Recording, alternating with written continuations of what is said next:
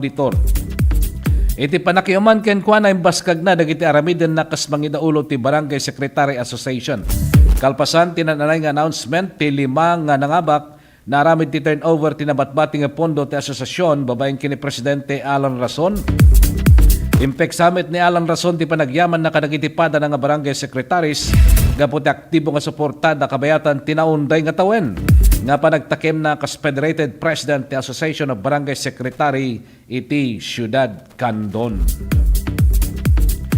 Kabayatan na tapno agtalinaed anadalos dagiti kalsada kinaglawlaw nagmaymaysa dagiti bumarangay ken opisyal na ti Barangay Kalinisan iti Butir ti Santa Maria, Ilocos Sur idi Enero 21. Indauluan ni Kapitan Eleuterio Doña ken dagiti barangay kagawad ti programa ken ti kooperasyon dagiti kaming ti BPATS 4Ps Senior Citizens barangay health workers ken dagiti bumarangay. Inobserbaremet dagiti bumarangay ti panaglasin-lasin kadagiti basura kas kumatilata, plastic, residual, bote ken dagiti hazardous materials. May palagip nga the regulation ti LGU ana siya ti panakalasin-lasin dagiti basura tapno may pan ti MRF ili. No saan nga nadasig-dasig saan nga mabunag adda naputar nga ordinansa tapno talinad nga nadalus ti karayan ken regulasyon ti panagiwayway kadagiti dingwen. Adda pay naprobaran nga ordinansa tinasyat nga panagibileng iti basura ng runa ti kalsada. Agtultuloy iti panakaidandanon kada kayo ti detalye dagiti damdamag dito palang tirad pas damdamag agsapa.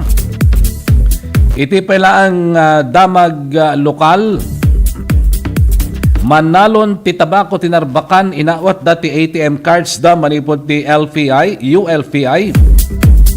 Indauluan dagiti opisyal ti Universal Leaf Philippines Incorporated ti panakaiwaras ti baro nga ATM cards kadagiti agmulmula iti tabako ti lokalidad ti Narbacan idi palang Enero 21 tegda mga tawen. Naiwayat tinasong aktibidad babaen ti panakiordinasyon da kini Mayor Edna Cabalo Sanidad. Personal nga nang pasangbay kadagiti opisyal ti ULFI ken nangimatang ti distribution dagiti ATM cards.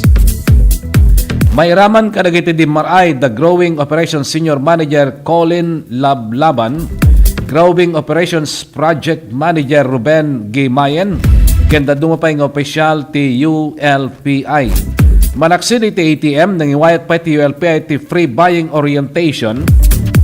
Kadagiti manalon ken naisuro kadakwada no kasano nga mapasayat dapay ti production da iti tabako ken mapadakkel da ti ganansyada.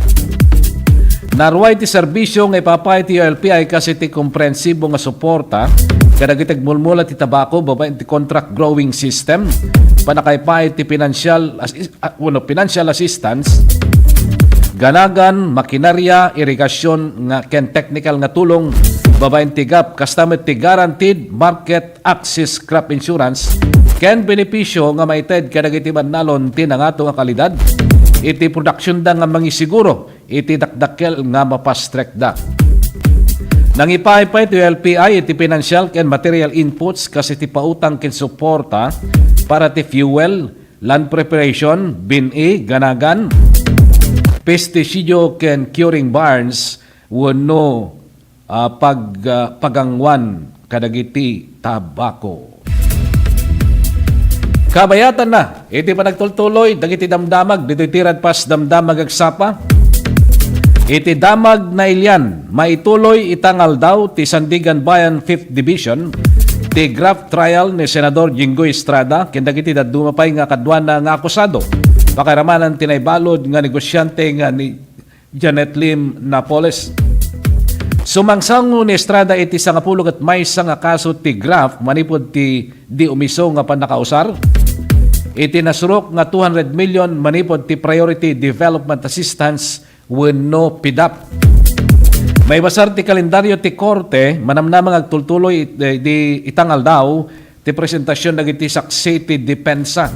May palagip nga personal nga napan ti senador iti Sandigan idi Enero 16 tapno mangisubmiter kadagiti travel compliance documents kalpasan nga impalubos ti Korte nga agbiyahe iti Balasiw Taaw. Kabayatan na aganay ti 583,099 nga fully grown marijuana ken 211,795 nga seedlings. Pakairamanan ti 156,000 nga gramo tinapagago nga bulong ti marijuana at daan ti pakabuklan nga 143,811,000 ti pinogipog. Dagiti kameng ti Philippine National Police Region 1 ti Limangal daw nga operasyon. Ti operasyon ng rugi di Enero 15 aging gana ti Enero kat babayan metlaeng ti Panangi Daulo ti PRO1 PPDEU Ilocos Sur Sugpon Municipal Police Station RMFB1 First ISP MFC Second ISMFC kenda dumapay kas kumati PIDEA RO1 RSET PIDEA RO1 Info PIDEA RO1 kay kasamaten iti dumapay iti first low PMFC ket dumapay na isayangkat ti operasyon kadagiti kabambantayan ti Sugpon Ilocos Sur kasamaten ti Kibungan Benguet may nagti daytoy impaganit get ni Police Brigadier General Dindo Reyes, Regional Director ti probinsya or PRO1 Police Regional Office ti kinapateg ti operasyon para ti seguridad ti rehiyon kontra iti maiparparit nga droga. Kinunan nga 5 aldaw nga operasyon ket saan nga panagpatingga no diket may sa nga pundasyon iti denominasyon ti lugar nga makungkuna nga no man's land dagiti sindikato. Agtultuloy pa lang ti panakaidandanon kada kayo ti detalye dagiti damdamag dito'y tirad pas damdamag agsapa. Indaulwan ni Presidente Ferdinand R. Marcos Jr. ti homecoming celebration dagiti agarup 5 gasot nga atleta nga nakipaset iti may ka-20 ket talo wenno may ka-30 ket talo nga Southeast Asian Games ti panakaangay na iti Bangkok ken Chonburi, Thailand. Paset ti selebrasyon ti panangbigbig ken panangipay ti insentibo kadagiti atleta nga Pilipino anangabak iti medalya ti Sidong ti Republic Act number 10699 apagamo nga kas athletes and coaches incentive. Sigon iti Presidente makaawat ti 300,000 dagiti atleta nga Pilipino nga nakayawid iti medalya kabayatan nga group nga 150,000 met ti mayted kadagiti nakayawid ti silver medal bayat nga 60,000 pesos nga incentive para kadagiti bronze medalist. May palagip nga 277 nga medalya tinayawid dagiti atleta itangatawen at adu kumpara di 2021 ken 2023. Kabayatan na yung panamnama met ti Presidente ngagtuloy nga may tandudo ken may tanok ti panagduras ti sports. Iti pagilyan bayat nga nanayunan dagiti kasapulan nga pasilidades ken suporta kadagiti atleta. Kabayatan na ti pakasaritaan ti Philippine Herbal Medicine nga pito-pito. Isu ti kaunaan na mapagtalkan nga epektibo ken traditional nga dang nga mangagas kadagiti intay saksakiten. Idi ti pito-pito ti pinaka-epektibo nga herbal ket narigat ang masapulan nga kumpleto. Masapol nga lingtaem pabor kam ken inumen tapno maagasan dagiti na duma-duma nga sakit. Itan addan iti herbal capsule na. Ti pito-pito kataddan iti kapsula pinapartak ti panaginom pinadaras ti epekto mas nabilbileg ken kabailanen ti panakaagas dagiti marikrek na. Ti Mailbent pito-pito herbal capsule ket maysa nga 8-in-1 herbal capsule nga napagtitipon ti bileg ken laing na. Red alingatong santon mangustin epektibong serpentina panyawan makabuhay. Turmeric wenno orange nga laya sambong banaba lagundi. Isu nga para ti natural nga proteksyon, prevention, solution ti problema ti nangato nga kolesterol, uric, creatinine, sakit ti puso, kidney, dalem, bara, lumlumteg wenno bukol-bukol, bato, kanser. Napartak ang mabanog ken maawanan pigsa wenno agkakapsot. Agusar ti pito-pito herbal capsule mamitlo ti kadaldaw, sakbay wenno kalpasan ti pandangan. Sa pito-pito plus herbal capsule, katawan ay protektado, kalusugan ay garantisado. Dagiti produkto ti pito-pito, herbal capsule, herbal coffee, ken herbal oil. Magatang yun dagitoy kadagiti sukiyo nga butika.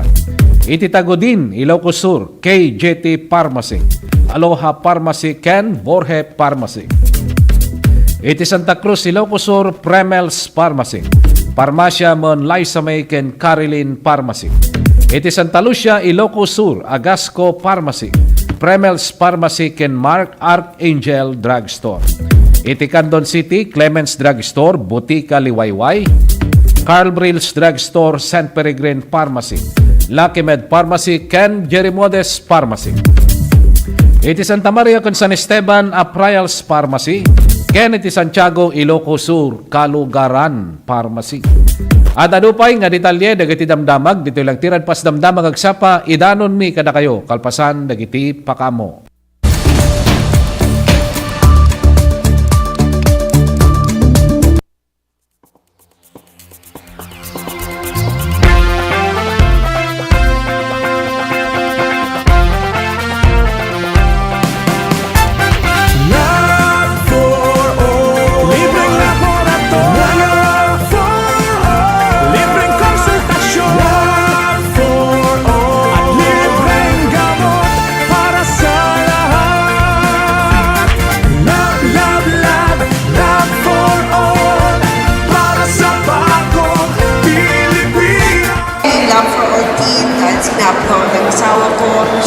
Medical services closer to the people.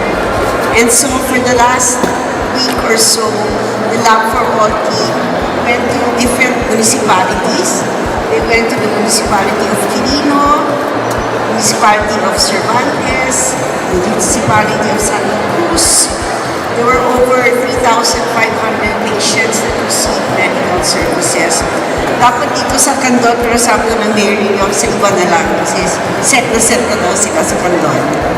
Libreng laboratorio, libreng konsultasyon, at libreng gamot para sa lahat. May isa kami nga napili. Dakal unay nga tulong daytoy, ta libre amin, ang laboratory, x-ray and everything, pati dental, and of course, the agas. Nasaya at med sir ta, natulungan da kami nga marigrigat, adumot na paranod na kanyami. Libreng laboratorio, libreng konsultasyon. Very grateful kami iti opisina ni Congresswoman Christine, iti panakay-prioritize ti Quirino. And grateful kami mutlang iti opisina ni First Lady Liza Marcos.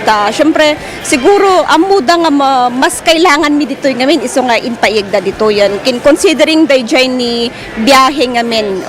Iso nga, thank you very much. Thank you very much. Namin sa inyo, pangangalagang pangkalusugan sa bawat isang Pilipino. And thank you also to especially for the Love for All program spearheaded by our First Lady of the Republic of the Philippines, Luis Araneta Marcos. We thank her na she chose Candon for, and of course, yung Love for All program natin, it started last Thursday, and we thank them na yung medical services at least napadala ulit through the Love for All program. Una inyag ito ni First Lady na ito yung Love for All.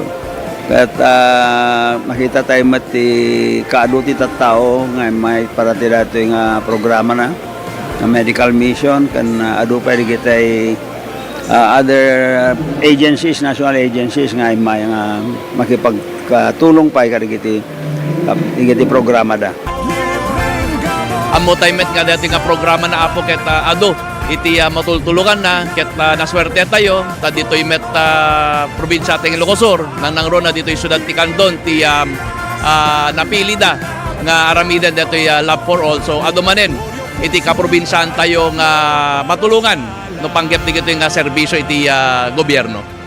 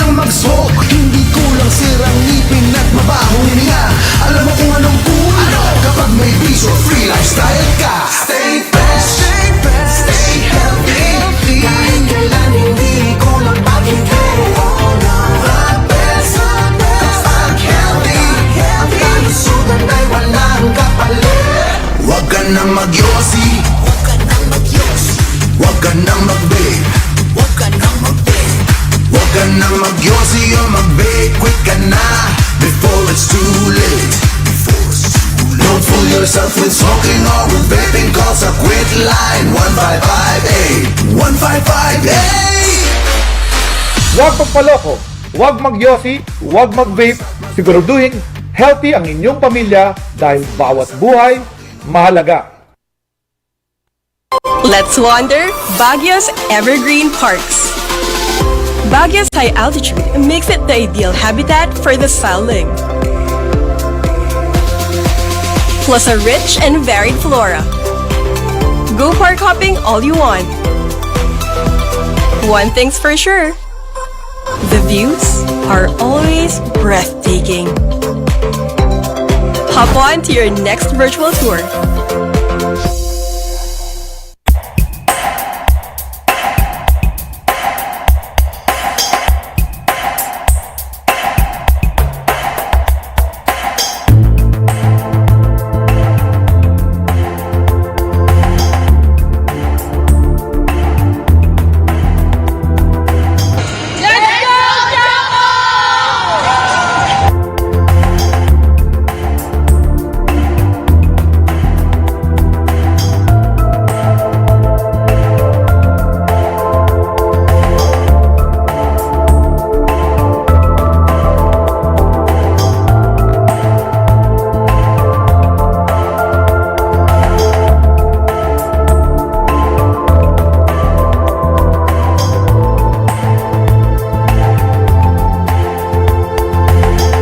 Our teams who will be competing on Tuesday. Jerry Eagle, Joe Stanley, Choco Mocho, and Lopez.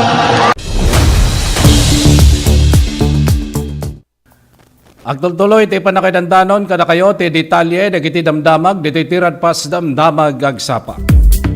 Iti deti agundaway, alawatin tayo ti may nga live report manipod tiruar. Partner Ronald, naimbag nga bigat mo partner. Kumusta kan? Go ahead. Thank you very much, partner Jerry. Dahito'y napasama panagsarili wano panakadisgrasya. Agar alas 4:45 iti malaw medical man sa Gen National Highway ti Barangay Suso, Santa Maria, Ilocos Sur. Nakairamanan to iti 64 anyos lalaki na asawaan, agimot ti lisensya ng agmaneho, na itikat ng iturong iti nangisit ken kolor na po ay Yamaha Mio 125 motorsiklo nga daan plate number 690 AWG. At dati kinangkas na sa 63 anyos al babae na asawaan nagpada na gito'y nga naka-helmet at taga-barangay San Pablo, San Esteban, Ilocos Sur. Basar iti report ti PNP ti motorsiklo ket mapatpata riding agpapabagatan. Idi nga ti driver iti manggandat nga mangangagaw uno datoy iti naagaw na iti dati motorsiklo na iti bangir nga linya nga mapan puma iti biodek iti nadakamat nga barangay. Nga no sa dino ti driver ditan nga nakigtot idita dati may sa motorsiklo ti sigsigida nga nagparang iti likudan na nga ison iti sanan nga pan nakakontrol ti manibela ti manmanehon na motorsiklo ket daytoy iti nadisgrasya. Nagresulta ti driver ken ti kinangkas nagsagrap dati sugat ti bagbagida dagitoy tinaytray sa Ilocos Sur District Hospital ti Narbacan, Ilocos Sur. Ti motorsiklo kat nadadaulan ti di pa mo degatad para ti pan nakatarimaan na ada ito'y kataday tatan ti kustodi ti Narbacan Municipal Police Station. Kabayatan natin sa Bali Payadamag ti panagsarili mo lang partner wano self-vehicular traffic incident agar palas 9:40 iti idilaing rabi sa National o Provincial Road itasakupon iti Barangay Panay Norte Magsingal, Ilocos Sur. Nakairamanan to iti 50 anyos lalaki nasawaan karpentero nangimaneho ti Puraw ken asol Yamaha Mio 125 motorsiklo nga daan plate number 294 IOD. Dati kinangkas na nga may sa lalaki datoy 8 ti taon na ken pito iti taon ng babae agpapada dagitoy nga taga Barangay Parada Santo Domingo. Basar iti report ti PNP iti motorsiklo ket mapatpata riding agpadpadaya. Hindi ta makadanon tinako sa makan ti disgrasya. Nita nga saan nga nakalkulo iti driver iti kalsada nga nakaigapuan iti panaka datoy ket atalan na dagiti nagkaiwara nga batbato nga adda iti bagatan nga paset ti kalsada. Nagresulta ti driver ken ti kinangkas na dagitoy iti nagpakuyasyas na nakaigapuan iti panagsagrap dat isugat ti naduma-duma paset ti bagida dagitoy iti naitaray sa Ilocos District Hospital ti Magsinggal. Ti motor ket nadadaelan ti di pa mo digatad para ti panakatarimaan na agpapada dagiti aming involved nga nakasakay iti motorsiklo ket saan da amin nga naka-helmet iti dayta Gundaway. Para tinamdamag agsapa, Ronald Okoy Ayunon, Tiradpas News. Thank you, partner Ronald. Kada kita nga damdamag. Kabayatan na, amuwen tayon ti sasaaden ti panawen, manipod iti pag-asa.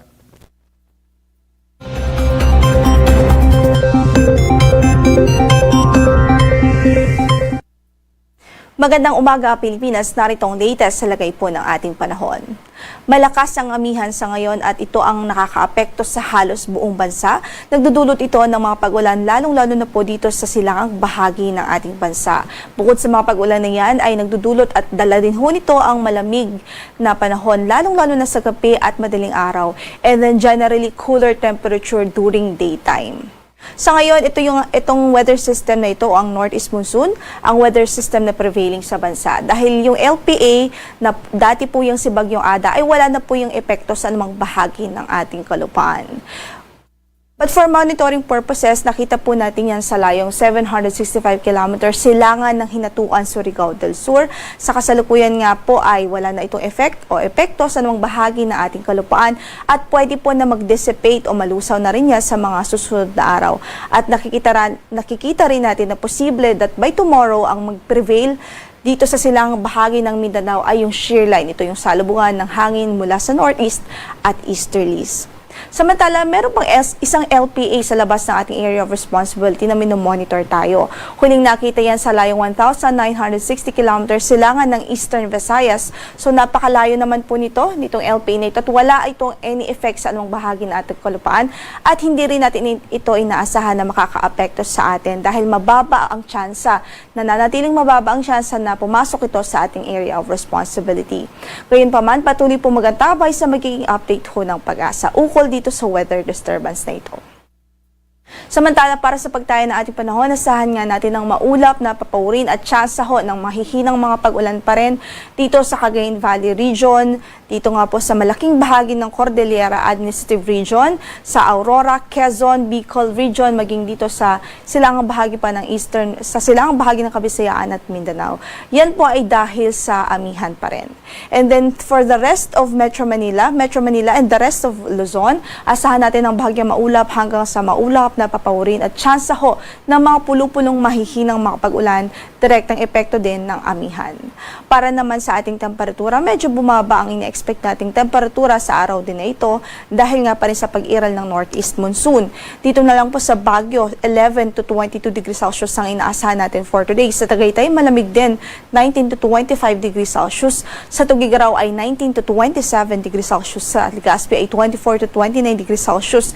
Habang sa Lawag ay 23 to 28 degrees Celsius. At dito sa Metro Manila, 20 to 30 degrees Celsius ang magiging agwat ho ng ating temperatura for today. Samantala, sa silangang bahagi ng Kabisayaan or Eastern Visayas, maging dito po sa Caraga Region, Davao Region at Northern Mindanao, asahan din natin ang maulap na papawirin at mahihinang mga pagbuhos ng ulan dahil sa epekto din ng amihan. Then for the rest of Visayas at Mindanao ay bahagyang maulap hanggang sa maulap din ang papawirin natin at posible ang mga isolated o pulupulong mahihinang mga pagulan dahil sa amihan.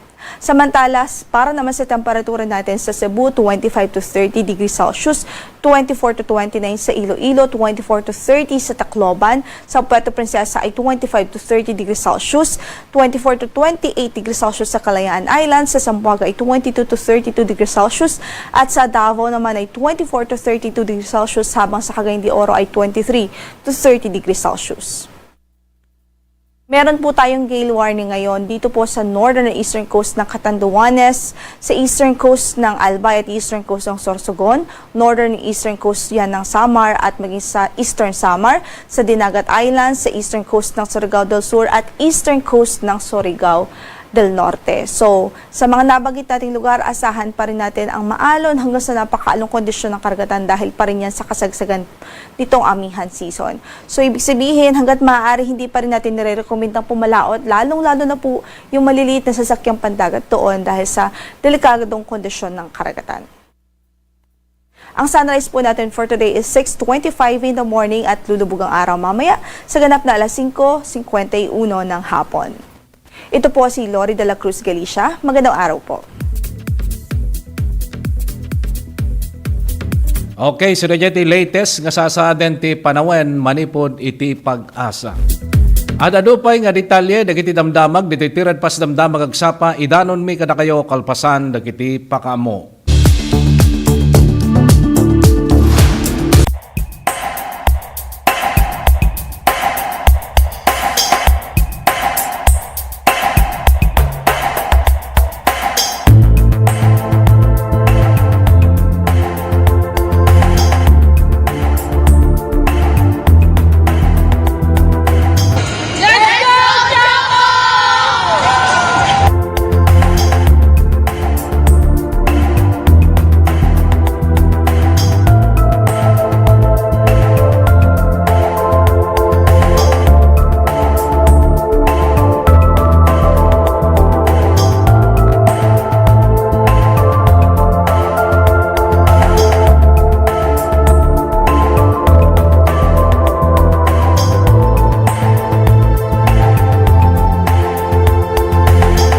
Our